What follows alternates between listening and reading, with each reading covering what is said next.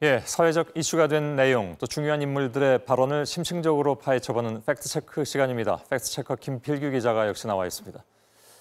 어서 오세요. 이름을 지을 수 있는 한자가 법으로 정해져 있죠. 예, 그렇습니다. 아무 한자나 쓸 수 없다는 거잖아요. 예. 이걸 잘 모르시는 분들도 계셨을 것 같습니다. 예. 예. 근데 기존에 쓸 수 있었던 한자가 5,761자. 예. 이러면 이거 뭐 웬만한 한자는 다 들어갔다고 봐야 되는 걸까요? 그런데 꼭 그렇지만은 않습니다. 예. 제가 제 이름을 한번 가지고 나왔는데요. 예. 이 성김자에다가 이제 별규자까지는 잘 아실 텐데 이 가운데 있는 필자 아마 낯서실 겁니다. 불활활탈 필자인가요? 예, 그렇습니다. 자, 좀 낯서네요, 낯설기는. 예. 자, 이게 인명용 한자에 없는 글자여서요. 사실 얼마 전까지만 해도 어디 공공기관에 가면은 꼭 지금 저 밑에 이제 보시는 것처럼요. 불화변에 마칠 필자 씁니다. 꼭 이렇게 부연 설명을 해야지 되고요. 예. 이제 그러다 보니까 공문서에서도 김필규 저렇게 한글과 혼용해서 적히기도 했습니다. 아, 이렇게 적힙니까 실제로? 예, 공문서에? 그렇습니다. 예. 한자가 안 들어가고 가운데만 한글로 필자가 들어간다는 얘기인가요? 예.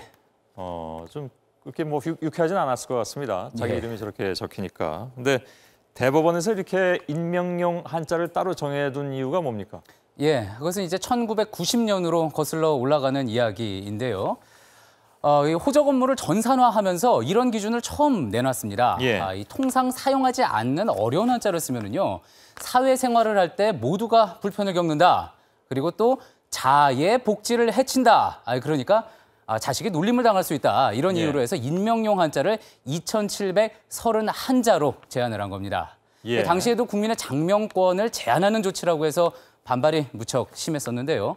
그 이후에 조금씩 계속 늘려와서 이변에 2,000여 자를 추가해 이제 8,142자까지 이르게 된 겁니다. 예. 늘어나긴 늘어나는데 여전히 제한은 돼 있는 건데. 예, 맞습니다. 근데 결국 이제 기준이 뭐냐 하는 게 생각이 듭니다. 예. 뭐 어떤 건 되고 어떤 건 안 되고 이런 상황이니까. 뭡니까 그거는?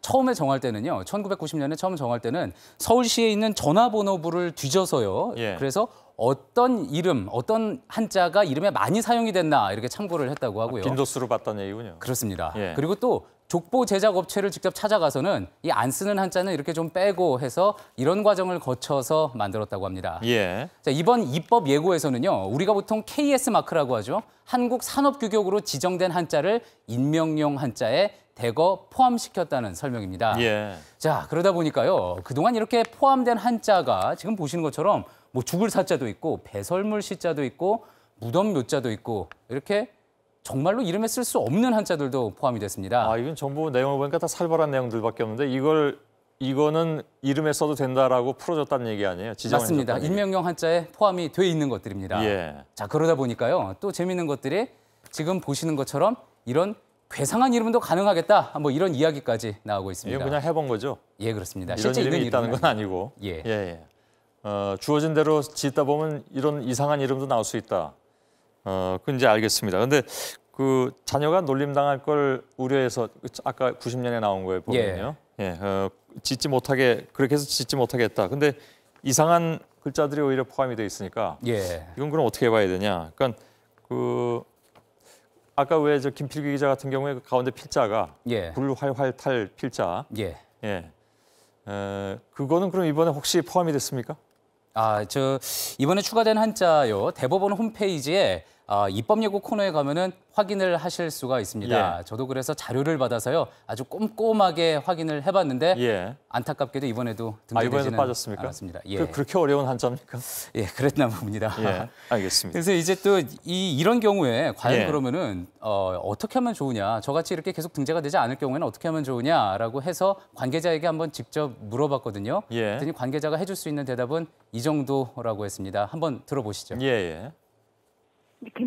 개명을 거쳐서 한자 이름을 바꿀 수가 있습니다. 그러니까 현재 한글 이름으로 되어 있다고 보고요. 한글 이름을 한자를 추가한다, 한자를 정해서 추가하게 되면 개명 절차를 취하시면 되고 이제 그 등록 기준지라든가 주소지 관할 가정법원에 신청하시면 금방 바꿔줍니다. 근데 듣고 보니까 이거 뭐 이렇게 복잡합니까? 그러니까 결국 그냥 대법원이 정해준 대로 해라 이런 얘기로 들릴 수밖에 없는데. 이게 반발하는 사람들도 꽤 있을 것 같습니다, 보니까. 맞습니다. 지금 현재 가장 큰 한자 사전이요. 한어대자전인데 여기에 지금 수록돼 있는 한자가 5만 자가 넘습니다. 예. 자, 그러다 보니까 대법원에서는 이거를 어떻게 다 이 5만 자가 넘는 한자를 어떻게 다 허용하느냐. 아직까지 그리고 표준화가 되지 않은 글자도 많이 있다라는 입장인데요. 예. 네, 하지만 지금 컴퓨터 프로그램상으로 데이터베이스화가 되어 있는 한자가 7만 자에 가깝습니다. 따라서 90년대에 느꼈던 어떤 기술적인 한계는 이미 사라진 상태라고 볼 수 있는데요. 예. 자, 이게 바로 불필요한 규제 아니냐라고 해서 2년 전에 민현주 의원실에서 이 규정을 삭제하는 법안을 내기도 했는데요. 예. 하지만 대법원의 반대로 무산이 됐습니다. 예.